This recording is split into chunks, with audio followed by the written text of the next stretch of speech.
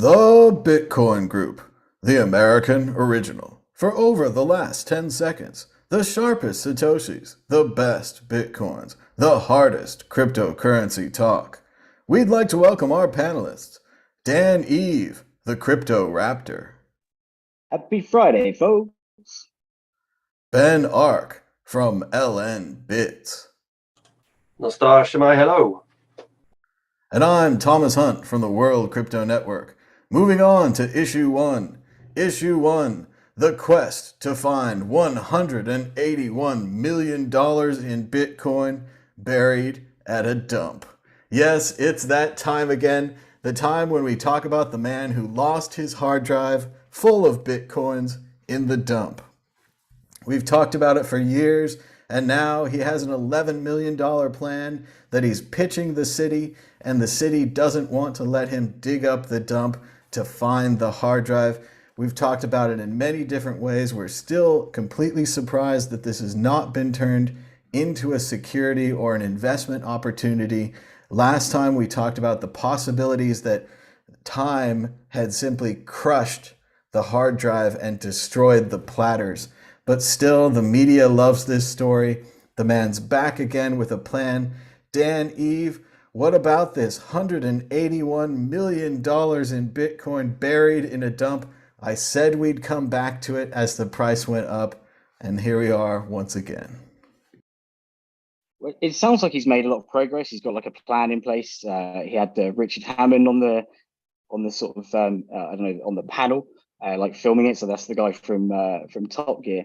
I don't know. I think at the end of the day, the government's going to make money from it. I'm not sure what the ecological damage could be. They could even put in some sort of clause in the contract to say that the 100,000 tons of rubbish needs to be processed and a certain amount recycled or something. So they could kind of at least come to some form of arrangement rather than just straight up rejecting it, because it's money for the council, right? And especially if they find the Bitcoin, then he's going to give $56 or something to each of the residents. So I think it's in their best interest to go for it. Not sure why they would block it. I'd like to hear what the actual reasons are behind this kind of. It's bad for the for the local ecology, because they could actually do something good with the actual rubbish in there and recycle more than they would have done. So time will tell. Everybody pound that like button. We've got about 10 people watching and 3 people push the like button. So it's free. Push that like button. I can think of reasons why they wouldn't want people digging through their trash, Dan. They don't want anyone digging through their trash and finding what they threw away. This town has been throwing out all kinds of garbage for years, and this guy's hard drive is just one part of that garbage. I think he made a mistake tactically by not running for city council or whatever they call it over there. He should be on this board. He should be making this decision, and he should be building them a school or a new town square or whatever they want. Like Dan said, make it contingent on finding the Bitcoin, recovering the Bitcoin. That way, if you screw up, you don't have to pay anything at all. I want this thing dug up as badly as I want those ET cartridges that Atari buried in the desert dug up, and they dug those up for a documentary. So we're going to get this, we're going to find out, and we'll learn about this very exciting hard drive. Ben, what do you think about the man and his infinite quest to get his hard drive back? Newport, but go to Newport, dig up some Bitcoins there. It's not that far from me, Newport. It's about 60 miles away. I think, when you talk about time, and time will tell, I think it's kind of a good analogy to when you make a Bitcoin transaction, and then you have all these layers of chaos and entropy placed on top of it. So when you initially make that Bitcoin transaction, and then it gets into a block, if you used enough computation, you could reverse the transaction. You need to use a lot of computation, but then the more buried it gets in those blocks, then the more energy you have to use, exponentially, to be able to try and reverse that transaction. Like, as time rolls on, the thing gets just more complex to unravel, and actually, and that's how Bitcoin transactions work. And I think that's how this works. It's just too much time has passed, and there's too much complexity now. If it's something which Newport City Council had the foresight to dig up, after the first year, there may have been a chance with some investment that they could have found this hard drive. But too much time has passed. There's too many variables. There's too much chaos. There's too much entropy, and this thing is become impossible to unravel. Near impossible. I mean, nothing's impossible to unravel, but as impossible as it can be, to make it just not worthwhile. But yeah, Newport, a strange and wonderful place, Newport. Just live there for a little while. Ben's right, and he's leading into the exit question. Dan, Eve, will they recover the hard drive? More importantly, will they recover the data? Predict the future. I don't think they'll get permission, and even if they did, I don't think they'll find it. So they should just use the 11 million to buy Bitcoin. No permission. They're definitely going to keep asking. This is second only to Satoshi's Bitcoins now as lost Bitcoins. Ben, Ark, will they recover the hard drive? Will they recover the data? I think we will assume that this bloke has no money, or that was, the Bitcoins he mined on his shitty little laptop, forgot about. Years later, Bitcoin was worth some money, and then he was like, oh no, I need to get my laptop. So we can assume that he probably hasn't got much money, and you need quite a lot of money to do what he wants to do. So somebody else is going to have to fork up that cash, and it's just too speculative. It's never going to happen. It's not going to happen. But the guy will have a healthy, career every 6 months or whatever, releasing this, doing a few interviews for the TV, a few interviews for the newspapers, and you'll have some money trickle in. And then hopefully in enough time, that may make up for the amount of money he lost. Who knows? I believe he will never stop searching for the hard drive. I believe they will find the hard drive, but the data will be destroyed. It'll be absolutely heartbreaking. And you know what the media will do? They'll turn around and tell the story again. Yes, the story of the man who lost all his Bitcoins in a dump, got them back, and lost them again. It's going to be a movie. It's going to be great. Tell us in the chat, what do you think? Do you think that he'll get his hard drive back? Do you think he'll get the data back? I don't think so. And thanks to everybody for giving us those thumbs up. We're up to 8 likes and 12 viewers, so that really helped out. So you're helping out at home. Also a good chance to subscribe as we move to issue 2. Coinbase and Kraken under investigation by U.S. regulators. Yes, the investigation into Coinbase caused their stock to drop 21%. Boy, that was a terrible investment. And Kraken is also under investigation, allegedly for allowing their exchange to be used in countries like Iran. Coinbase's investigation is still hinging on the fact if any of the strange and wonderfully wild altcoins that they've been pushing so hard with their Coinbase education program and their advertisements and their confusing menus are actually securities, which could be a bad deal for the Coinbase employees who allegedly were insider trading on these securities. It looks like a garbage fire only over at Coinbase and a small garbage fire at Kraken. However, both major exchanges now under investigation. Ben, Ark, your thoughts on the Bitcoin industry on trial? Tip of the iceberg, I would say. I mean, these semi-regulated, sketchy first mover exchanges, which for a long period of time were kind of acting in the shadows or within an unregulated industry. People took advantage of that, just like Elon Musk took advantage of it. Like there's the sort of insider trading, which isn't allowed in traditional markets for good reason, because it's just not fair, I suppose. It's not cricket, but anyway, some Austrians will argue this a free market, people can do what they want. But I imagine it was a daily occurrence in somewhere like Coinbase or Kraken. People tipping which coins are going to get pumped, which coins they're going to index. So they buy the coins. They get, say if Kraken's going to index some new coin, then you can, some crappy coin which has got crappy liquidity, you can assume it's going to pump up a little bit because of it, off the back of the news of it.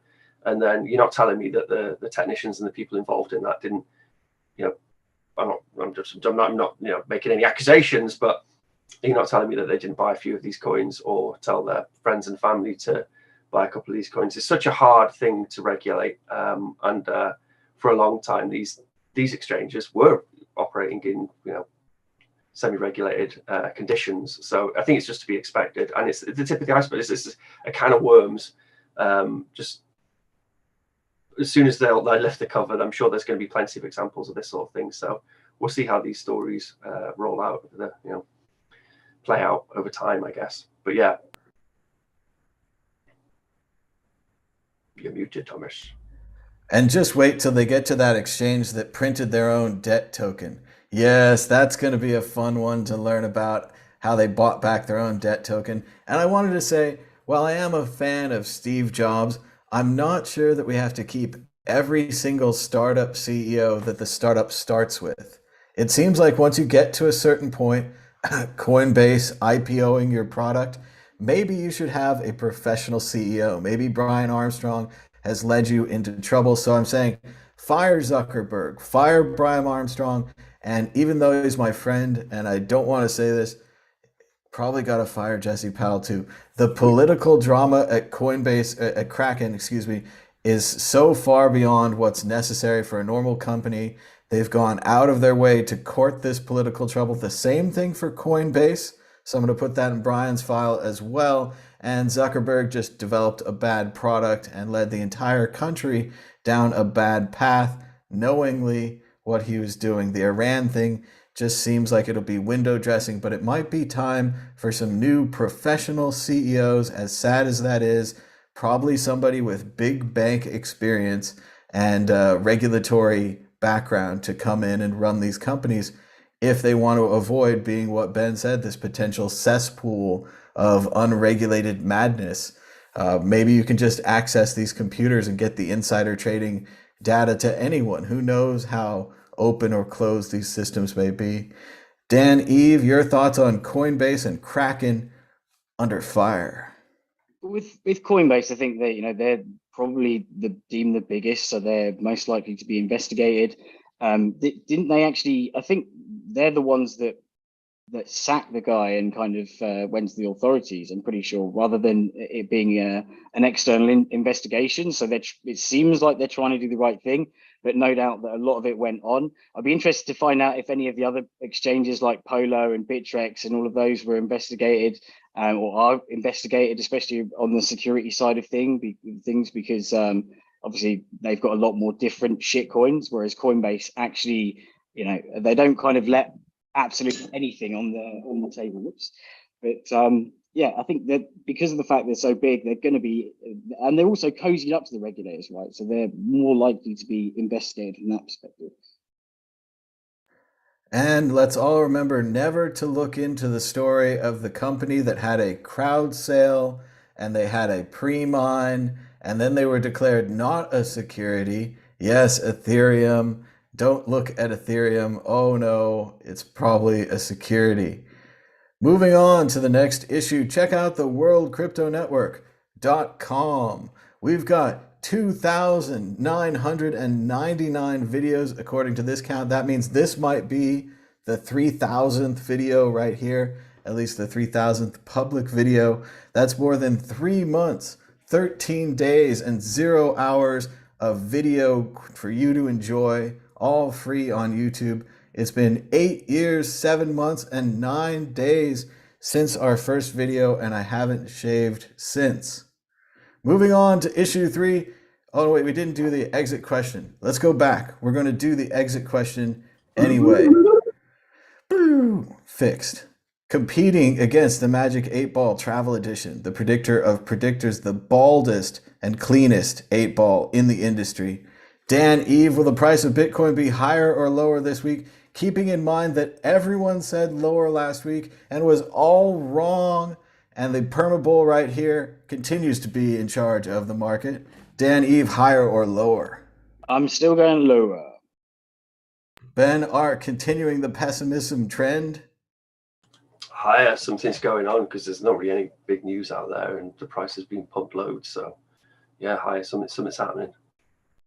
Higher. The price seems to be driven higher by Ethereum and the news about the merge in September, the switch to environmentally friendly proof of stake, as opposed to that dirty, nasty proof of work that Bitcoin uses, may be driving the entire market up. But now let's check the 8-ball. Here we go. Big money, you want to shake it, might cause bubbles. Will the price be higher? this time next week. Most likely, yes, the ball has chosen most likely. It's going up. Moving on to the next issue, issue 3. Chipotle's Buy the Dip promotion includes $200,000 in crypto for customers' Coinbase accounts.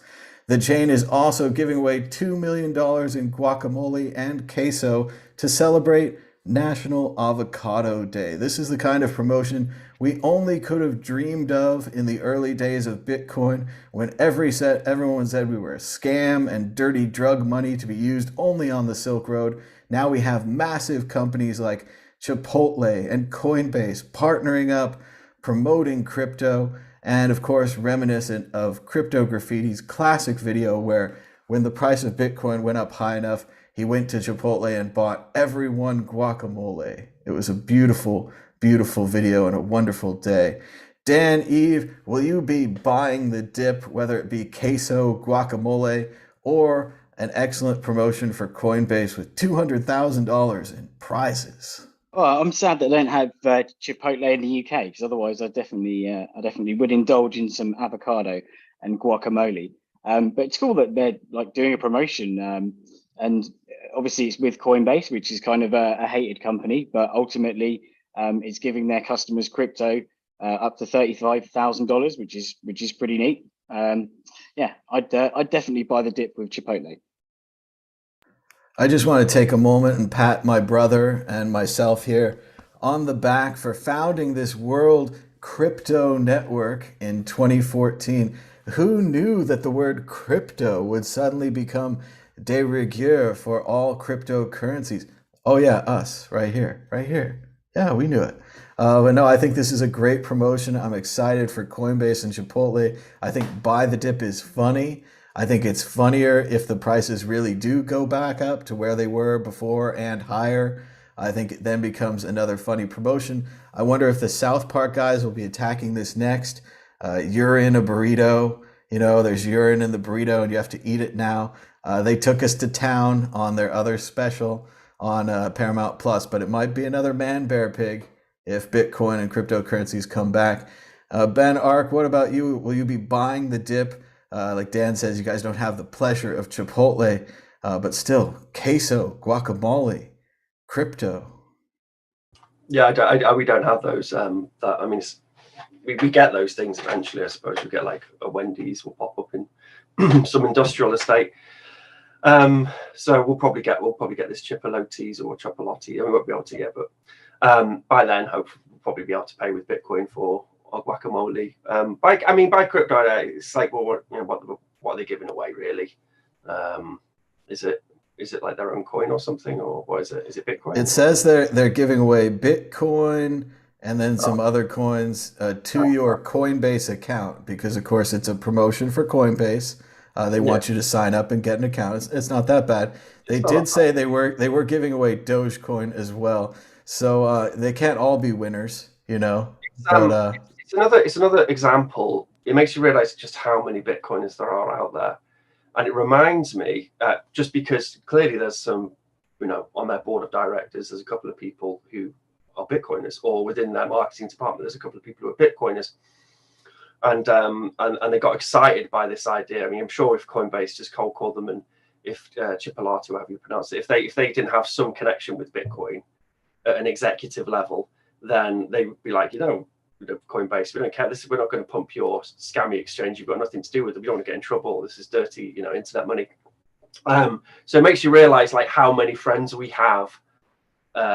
Behind closed doors. A good example actually is BrewDog, the brewers, when they came out with I don't know if you have them in America, but in Europe we had the Raspberry Blitz beer, which just randomly came out and no one told us about it, but you could buy it. And I went into my local co-op, my local shop, and there it was, the Raspberry Blitz beer, and I could buy it, and it was it tasted terrible, but it was called Raspberry Blitz, which is amazing. And I actually reached out to them because I think that we were having a Lightning Hacktail conference or something, and I wanted to buy loads of it.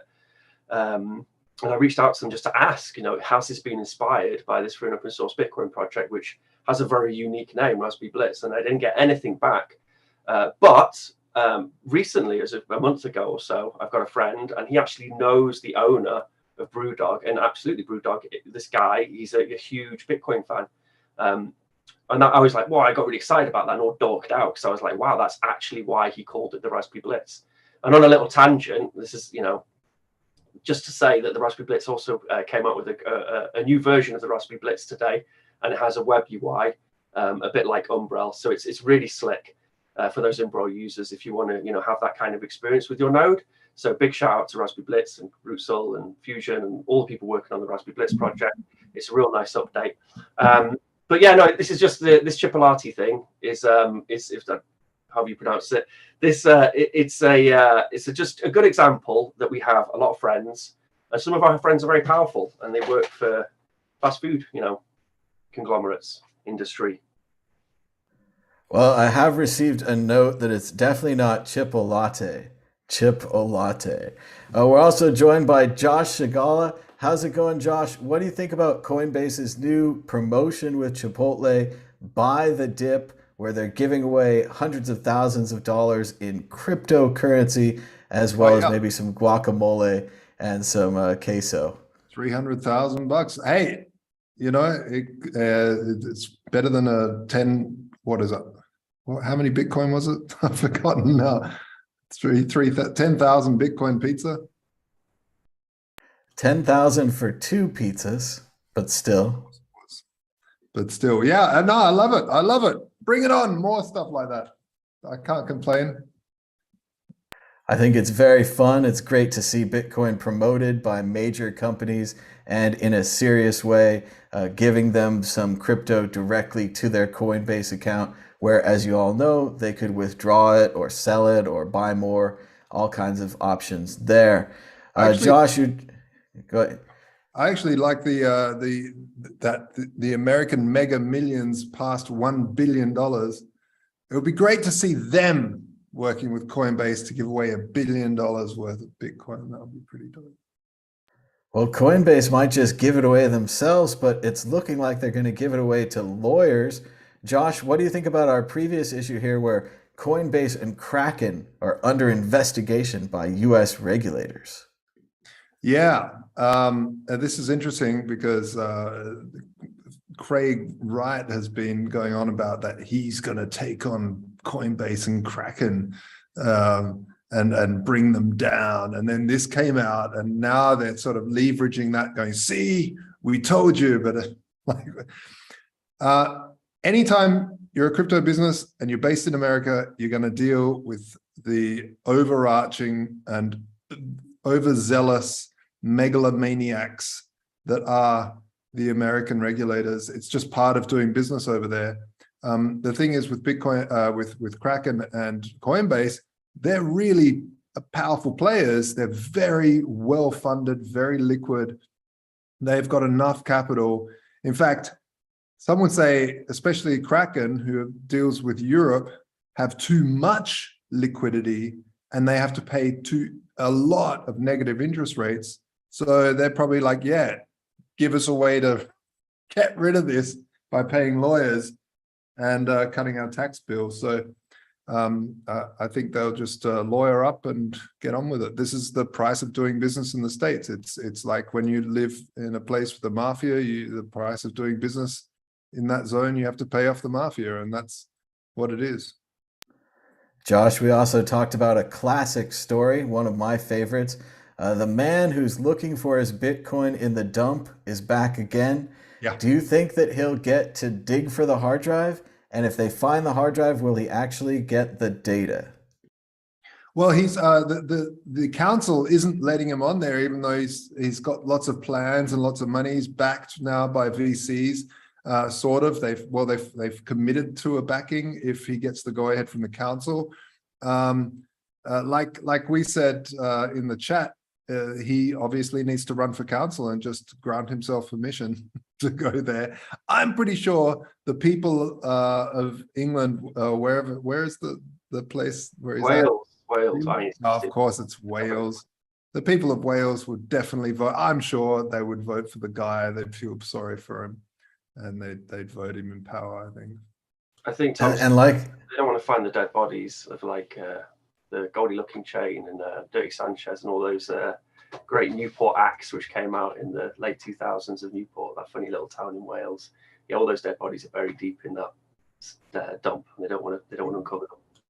All right. he might have to unseat the entire council, but like we were saying earlier, he could promise anything once he gets the Bitcoin. I'll build a new school, I'll build a new barn, I'll build a new town hall if I get the Bitcoin.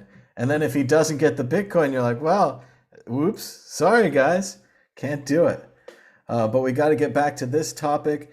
What's your favorite Bitcoin promotion? Dan, Eve, is there any in the past that stick out that you really enjoyed, or maybe a promotion you'd like to see in the future? I like I really like the crypto.com one purely because of South Park making fun of it, being like, Cartman phoning the school, and his mum's like, we lost all our money because of Matt Damon. We thought the fortune favored the brave. So that's probably still my favorite for now. I still really like it, even though they're making fun of us a lot. I also think there's a potential there where if we're all right about Bitcoin and it comes back, that the South Park guys have to make fun of themselves again. So I would like to see that. Ben Ark, what's your favorite promotion for Bitcoin, or maybe one you'd like to see in the future? I have nothing. My mind is blank. I'll pass along to all my fellow panelists. Josh Shigala, do you have a favorite Bitcoin promotion? I like the idea of having to figure out a puzzle to get some Bitcoin. Oh, that's Bitcoin mining. And Bitcoin mining's been very promotional for Bitcoin spreading the word. I agree with Dan. Go ahead, Ben. I like a bit of guerrilla marketing. I like my Bitcoins, buy Bitcoin stamps. I've got 10,000 of those bad boys out into the wild. And I have some helium balloons, and and the Bitcoins, and I want to let them go in like Paddington Station and Heathrow Airport. And like go to pass it to somebody, or a bunch of these balloons, these helium balloons, and then I go, oh, sorry. And then all these Bitcoins go up into the roof, and everyone sees all these Bitcoins stuck in the roof. So I like a bit of guerrilla marketing. Nice. Very cool. Excellent promotions, Ben. Bitcoin stamps definitely worth a mention. I agree with Dan. I like the crypto.com, the Matt Damon commercial, even though they're making fun of us so much now. And I also want to give a shout out again to that good old Bitcoin Bowl that BitPay put together back in the day. It was a college football game sponsored by Bitcoin, not even by BitPay. They could have put their name on it. I think they wanted Coinbase and others to join in with the incredible costs of a college bowl game. But boy, was it fun. Boy, were we early. And we did a little commentary to that game out there on the World Crypto Network somewhere, so you can check that out. We're moving on to issue 4. Issue 4, Anarchists. The new series on HBO. That's right. Just after Westworld, one of the most popular shows in the world, you can watch The Anarchists, a 6-part documentary on HBO about anarchists. At least they claim to be anarchists. They seem to be a lot more like anarcho-capitalists or maybe crypto-anarchists, which doesn't mean that they're secret about being anarchists. It means they're into Bitcoin and cryptocurrencies. Yes, Anarchapulco, Jeff Berwick's very popular conference in Acapulco, has become the subject and target of a documentary series on HBO. Yes, there's violence, there's drugs, there's double crossing, and there's even a guy who gets his wife stolen by a guy with a deep voice. The real anarchists are up in arms. They say the show doesn't cover political anarchy at all, not a mention of Kropotkin or any kind of classical anarchist. Josh Shigala, have you seen the Anarchist show? Do you have any thoughts about the people of Anarchapulco being celebrated as the anarchists? No, this sort of stuff just, the problem with anarchist conferences is that there's just too many anarchists. I consider myself an anarcho-capitalist. I really love solving complex social problems with free markets. I think it's the way that my my sci-fi novel that's going on in my head would play out. And I like to think about the problems of the world and trying to solve them without violence, involuntary mechanisms. And it's sad when you get a very sophisticated philosophy that goes back a long way, being just corrupted by taking clickbaity sort of topics and collating them into a storm of FUD about an entire philosophical movement in which Bitcoin is actually largely based upon. But I haven't seen it. I don't know if I'm going to watch it. It'll be fun because I know a lot of the people probably in that thing. But yeah, just another hit piece along the way. Is what it is. Well, I have seen the show, and just in case no one else has, I want to stand up and talk about the show a little bit. The show is a documentary, but it's also very much a drama. Each episode ends with an incredible cliffhanger that has you glued to the next show. So while I understand the real anarchists' complaint that they're not talking about political anarchy, that they're not separating the groups of anarchists, and that this group does seem very capitalist anarchist, especially as they're celebrating their wealth from cryptocurrency and spreading it around, obviously, in the show, it's still worth watching. It's still fascinating. And as Josh said, people you know are in the show. Juan Galt from the World Crypto Network right here is a major character on the show, kind of the reliable narrator. And I'm realizing now, unfortunately too late, we should have gotten Juan on the show to talk about it because he has the inside track. But again, while I read articles about what happened, if you don't remember the details, it's quite shocking. There is violence involving the major characters. No spoilers, but they're a ragtag group of misfits, weirdos, I'd even say. And the documentary is focused more on the weirdos, less on political or intellectual anarchism. So they have a point, but we always know what sells, and this is a drama. This sells. Dan, Eve, have you checked out the show? What do you think about Crypto Polko or Anarchapulco becoming so famous all of a sudden? I haven't seen the show, but I think I'm going to probably watch it. But the article was pretty interesting. It's got like I went and had a look at the buzzword bingo, and it mentions crypto bros, self-interested capitalists, white supremacists, worship Bitcoin, colonialists, and colonizers. So it's quite a buzzword bingo of like of not liking kind of capitalism and general Bitcoin, I think. But yeah, it sounds a bit kind of quirky. The conference, from what I've heard, it's really like a really cool conference, and a lot of conferences do have kind of funny things that happen in the background, right? People's different journeys of how they get to the conference and how the conference gets set up, all the things that go wrong. So I'm interested to see kind of like how Juan fares in it, and he said he's a main character, which sounds pretty cool. But yeah, I think I'm going to watch it, and maybe one day I'll go to the conferences as well. I don't know what happened. I wasn't there, but Juan Galt does seem to be at the center of everything. He's living at the Anarcho Castle. He knows all the players. He's been to all the things, and it's so great whenever they cut back to him. It's always like kind of this reliable narrator character. Like, we can trust this guy. He was there, but he wasn't into the crazy stuff. Ben Ark, have you seen this new show, The Anarchist? What do you think about this crypto conference being popularly delivered right behind Westworld on HBO? This is a major time slot.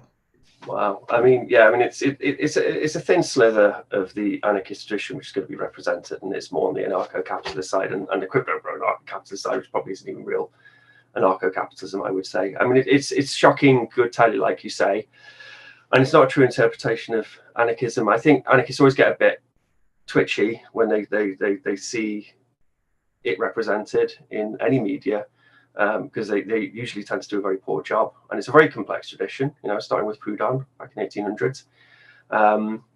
And a lot of anarchists, no leaders, they would extend that to the capitalist class, and that's why you have the socialist side of anarchism, the Bakunin side in the First International, for example.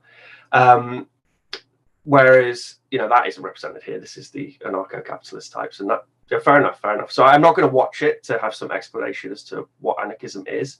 I think probably why people are annoyed by it is that there is a lot of value in anarchism, particularly in our modern world, and the new tools we have to our disposal, such as the internet and things like Bitcoin, and it becomes very relevant again as a collection of philosophical ideas, and people want those ideas to be out there, and they're not. They're underrepresented. If you just go search on Audible for books on anarchism, you'll find nothing. There's Audible Anarchist, actually, which is a free version. That's probably why they release all their stuff for free, because they're anarchists, so they can't make money on it. But yeah, so it's I think we're going on a tangent. I will watch it, and I will turn off the "is this how I understand, learn more about anarchism" bit, and I'll just watch it for what it is, which is a fun show about a weird Bitcoin conference, Anarcho-Pulco, and I look forward to watching it. Yeah, I can see their point, how it would have been not very difficult for the filmmakers to put maybe a 2-3 minute introduction to anarchy type section together, where they could have discussed the different types of anarchy, the political theory, all of that. That would have been very educational and informational. But unfortunately, this is a drama, and it's really just about violence and guns and drugs and all that kind of stuff. So they're doing that really well. Also, I'm not sure if the filmmaker was up to that level of political anarchy. I'm pretty sure he was financed by Roger Ver or maybe Jeff Berwick, something like that. He seems more on the libertarian side, where he's more kind of filming his friends. But his friends are doing some outrageous stuff. It's definitely worth watching. It's a dramatic documentary in its way, and I look forward to the final 3 episodes. Exit question. No doubt HBO is working on a follow-up show called The Bitcoiners. Do you guys look forward to this kind of show? What kind of scenes do you think we'll see? And do you think that we'll be just as critical of the Bitcoiners as we are of the anarchists? Josh Shigala. No, anything that the mainstream makes is just aggravating. I just look at it and I just think, you're just a bunch of sellout scumbags who just try to make anyone look bad when and they'll focus on the most sort of outrageous side of any sort of topic, and then focus in on that, and then paint everyone with that brush. And it's happened since day one, with the Silk Road, with darknet markets, drug dealers, pornographers, all Bitcoiners are that. Happened with the internet. Oh, only dodgy people use the internet back in the day. Eventually it comes out in the wash that no, Bitcoin isn't just that. It's actually just normal money, but better. As the same with the internet, it isn't just for dodgy freaks online. It's actually for everybody and has a corner for everybody. So it's one of these things that we have to go through as mainstream media will sensationalize anything. I can see the trailer already. He's a day trader, really flashy suit, possible drug problem, major character. His best friend is a coder that never goes outside, never seen the light before. And together they are the Bitcoiners. And they go to a conference and they get into trouble, and there are no girls at the conference. Dan, Eve, what about the Bitcoiners, the documentary of the future, no doubt attacking and destroying our industry? Yeah, I agree with Josh. It's going to be all the most sensational, outrageous, outlandish, crazy characters, which is cool about Bitcoin, right? There's so much creativity in Bitcoin, but they'll pick on like the bad actors, and they'll focus on those guys. They'll pick on like Craig Wright, and they'll run his story instead of just ignoring it as just waffle. So I think it'll be interesting to watch again, but it's going to be all the weirdest, craziest stuff about Bitcoin rather than kind of the core of Bitcoin and what it means to the financial world and how it's better than the money we have right now. He's a child actor and a mainstream candidate for Congress. He's also a Bitcoiner. Ben Ark, what about The Bitcoiners on HBO? I think it could be all right, to be honest. I think I've thought about this long and hard. A TV series on Bitcoin, you couldn't do it linearly. There would be hour-long episodes, right, or 45, an hour-long episodes, and they'd be on a separate little bit, an interesting bit on Bitcoin's history, of which there are many. So you could do many series, but it wouldn't be linear. So you would just do a random episode on the week Mt. Gox collapsed. You would do a random episode maybe on that guy in Newport and his journey. And then there would be some overlap. So you would, someone like Roger Ver would keep popping up in all these different episodes, all these different points in time. And then what you could have as well, which would be quite interesting, is you could have like multiple, origin stories. So you could have the launching of the white paper, and then who were involved in making it. And then you could have like the Nick Szabo version, and then you could have like the fucking, I don't know, the Adam Batt or the John Nash version or whatever. You could have these you could just have these separate speculative, dramatic, fictional pieces for what might have happened when the Bitcoin white paper was released. But then you could also have just these actually quite factual hour-long episodes based on just something which happened in Bitcoin, like the New York Agreement and the No to X movement and the user-activated soft fork and what that meant.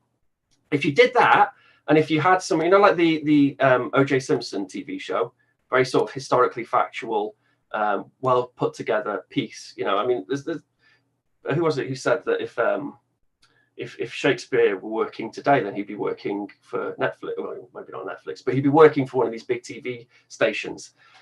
So if you get one of those modern Shakespeares who can make something like the O.J. Simpson TV show, which is good. And then if you got them interested in Bitcoin, which I'm sure there's maybe one or two have an interest in Bitcoin, and you get them to write these single standout episodes, and then you pull them together into like a mini series, like 8 episodes, Bitcoin series 1 and then Bitcoin series 2, and it just goes all over the place. There's no linear thread running through it. I think that'd be sick, and I look forward to watching it. Well, I love Ben's idea. It's much better than what I think we're going to get. Which unfortunately I think is going to be more akin to the quality of the kind of reporting that Newsweek did when they found a man named Satoshi Nakamoto and he said, "I'm not involved in that project." And they said, "You are the Satoshi."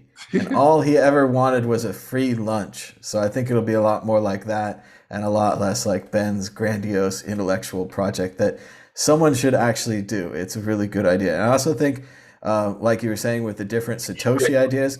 I nominate you to do it. You're a good writer. You read a lot of books. You've been around long enough. This is the now. Yeah. We'll look into some options. Maybe we'll get a draft going and try to get some internet help as well. But yes, it also reminds me a little of the Marvel What If series, especially with the Satoshi. You're like, what if Satoshi was John Nash? And you're like, what if Satoshi was CIA? And all these kind of things. And just at least map it out there so people can have some ideas. But Ben's got a good idea there. We'll have to see what we can do. But for now, we're moving on to issue 5. Madonna is hell-bent on buying a $1.3 million Bored Ape Yacht Club NFT, which has now been deemed too expensive. Yes, let's go down past the obligatory picture of Madonna and try to find the ape she wants. Here on the left is the ape that Madonna wants, 801 Ethereum. They say it's overpriced. It's got rainbow teeth, a psychedelic neck and skin. It's wearing a leather hat, and they claim, as ridiculous as it is, some of the apes were inspired by pop celebrities, but I thought they were randomly selected, so I don't know what nonsense that is. On the right, you can see the ape that Madonna did buy, also with a leather hat, but it doesn't have rainbow teeth. What's going on with the world today where a celebrity like Madonna can't just spend $1.5 million on a perfectly pointless token that links to a JPEG? Josh Shigala, what about this NFT madness? Even Madonna, the material girl, can't get what she wants. Diamonds are a girl's best friend. All she wants is this ape with the rainbow teeth. See, this is how, this is the beautiful thing about capitalism, is that this is how wealth gets shifted around. This is how money moves around. A lot of people say, what the hell she's spending? She could be spending it on helping so-and-so. The thing is, she's spending this to give that money to someone else who has that, and we don't know who that person is. And they then spend it on maybe, whatever they need. Maybe their grandma needs help. They need nurses to pay for grandma. I don't know, whatever. And capital starts moving around and shifting. And this is the amazing thing of the free market and why it's so important. I think, if Madonna wants to blow almost whatever it is on that JPEG, then go for it. Go for it. They say the current owner is a Madonna plan, but not a Madonna fan who's willing to give up the money. They want 801 Ethereum. Dan, Eve, will Madonna buy the NFT? What do you think about this madness? Well, I think so she got her current NFT through MoonPay, and there was a bit of controversy. I think that MoonPay kind of pretended that the celebs got it through them, but there was more kind of an influencer promotion thing going on. I read, apparently. Apparently, yeah, I can caveat that. But I think, if you're a Madonna fan and you're in contact with her, and Madonna's like, really pining for this NFT, you're gonna try and put the price up, right? Especially if she's worth like $500 million. So $1 million, 1.4 million is like nothing for Madonna. Although I think it's probably a bit up since then because the Ethereum price is up. But this Yuga Labs or whatever they are, they've got kind of quite a lot going on right now, and having someone like Madonna on their side doing promo for them, even if she doesn't actually buy it, but it's good for them and the metaverse. So I don't know. I think NFTs definitely are still around for a while. They may have the floors may have dropped, but they've still got a lot of people talking and a lot of buzz going.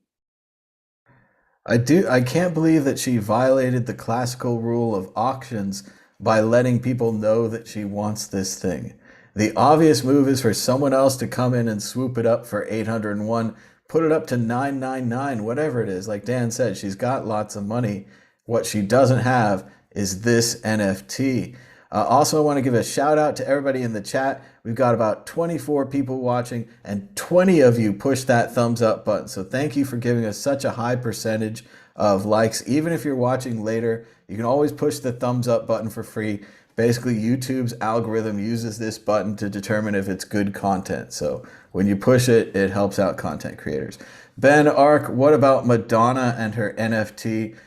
She was like a virgin, but now she has the wrong Bored Ape. She wants this one with the rainbow teeth. These people are pretty much used to getting whatever they want, aren't they? But I think the appeal, because I didn't mean to, but I ended up on TikTok the other day, and I'm flicking through it, and there was some like rich person, and they were doing like a tour of their house, and they were like, "Oh yeah, we love NFTs," and they had these framed NFTs on the wall. And they were just doing like a tour of all their big fancy house, and then they were like, "Oh yeah, we love it." And I was thinking, well, they probably do, because it's this. I don't want to call it shallow, but it's not like we love just a string of random letters and numbers, don't we?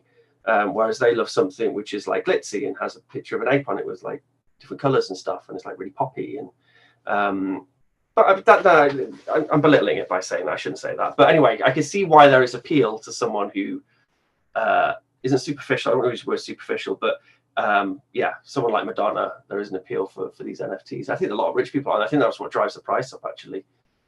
It's just all these rich folks, because they can talk about them. Madonna can, she's having like her weird satanic lizard party thing, and they're all like drinking the adrenal glands of small children, and they're like, "Oh yeah, and I've got this little go ape, whatever you call them, this little ape thing, and this I've got this kitty catty," and it's like a talking point when they're at those weird lizard bars. So yeah, this is I mean, I blame, by the way, the conspiracy theories. You look at the Botox and the Instagram filters, and you look at that picture of Madonna and you think, I mean, Madonna, how old are you? And she looks like that, and you can see why all these conspiracy theories come out about, you know, the adrenal gland thing. But anyway, that's a separate topic. But yeah, the yeah, look at it, bizarre. Yeah, I forgot what I was saying. Adrenochrome. Is that adrenochrome? Adrenochrome. Well, I was going to say I was on a NFT panel recently at Majorca Blockchain Days with our good friend Theo Goodman, classic World Crypto Network host and one of the original promoters of Rare Pepe. And what Theo said is a great way to understand NFTs is it's just like collecting Bitcoin, except when you get Bitcoin, it just has the same picture of a B. And when you get Ethereum, it has a little picture of an E. And you're collecting these B's and these E's, and they go in your wallet. And just like NFTs, you have the signatures that match your Bitcoin. It's just with NFTs, you have signatures and then hopefully an IPFS link or a link to a JPEG that is a unique JPEG. So not just a B, not just an E, but that can also be trouble because they're not quite as interchangeable. Or in the case of Madonna here, you might not have the one that you want. Moving on to the exit question. One more look here at the ape she has and the ape she wants. Josh Shigala, will Madonna get her ape? Yes or no? Yep, she'll get that thing if it's the last thing she does. Dan Eve, she's a little like the Cruella de Vil now in 101 Dalmatians. She's going to make ape gloves out of these apes. She could do a whole marketing campaign if she only owned the correct ape, the one with the rainbow teeth that we all know she desires. Will Madonna get her ape? Yeah, I think so. It's a drop in the ocean for what she's worth. So, and she seems like she really wants it.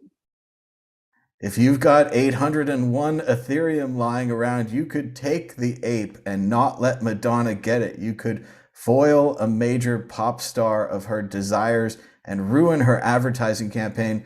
Ben Ark, is it a complete sweep? Do you also believe Madonna will get her ape?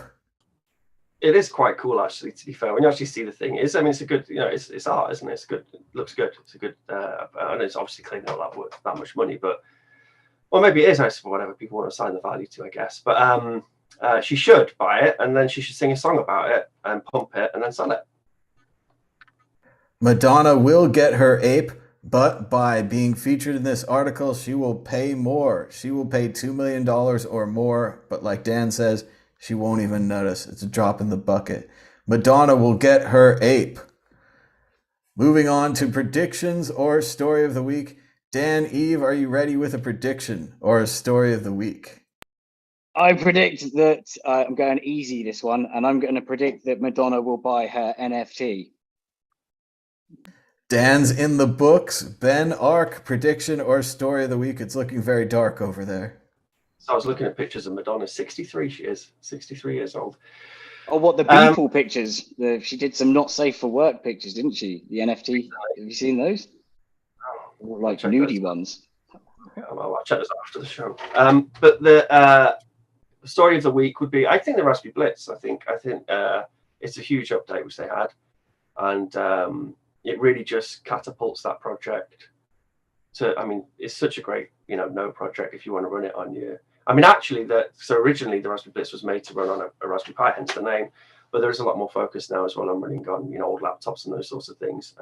Because obviously you can't get hold of Raspberry Pis anymore, and they're no longer the cheap little computers they used to be. But it's just a great project, and with this web UI, it looks amazing. It looks super slick, and it has some node management in there directly, so you can manage your channels. Not too much, because they obviously don't want to tread on the toes of other projects like Ride the Lightning, which is very wise, I think. But enough that you spin up one of these things really quickly, easily, and then you've got access to your C Lightning, your LND. And you can manage it all through this lovely web UI, and they've done a great job. And I know it was a lot of work to get there. Yeah, I'm just super stoked for that project, and I can't wait to run it, download it, and run it. And everyone else should hear, and in the audience. So Ben, previously Raspberry Blitz project didn't have fancy menus that are easy to use, and the Umbrel project did. What's the other difference between Raspberry Blitz and Umbrel? Well, it's kind of the way they deploy. So the Umbrel is lots of Docker images, and whereas with the Raspberry Blitz, it's like a whole bunch of these bash scripts. But the Raspberry Blitz is completely free and open source. This was actually part of a problem. So originally they wanted to have a web UI, and they're like, oh, we'll just go borrow it from our friends over at Umbrel. And then their friends over at Umbrel were like, well, no, actually, this is proprietary. You can't have our web UI. And then the Raspberry Blitz were like, oh, well, okay, a Bitcoin node with proprietary web UI. All right, whatever. So then they went and had to develop their own web UI, which is now completely free and open source, and you could use it on your own node implementation if you want, and call it whatever you want to call it. So the Raspberry Blitz is the most free and open source Bitcoin node, easy to deploy Bitcoin node, and it grew out of the Lightning Hack days and the Lightning conferences.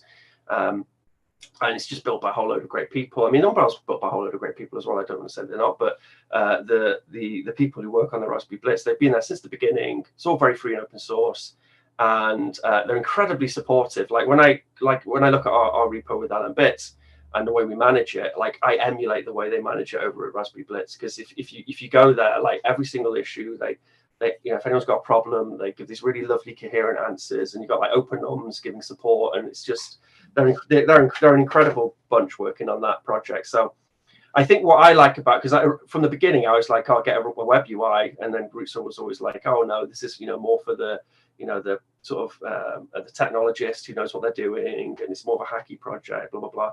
And I was like, no, just get a normal, it'll just onboard more normal people, and then they will go on that journey to becoming those technologists.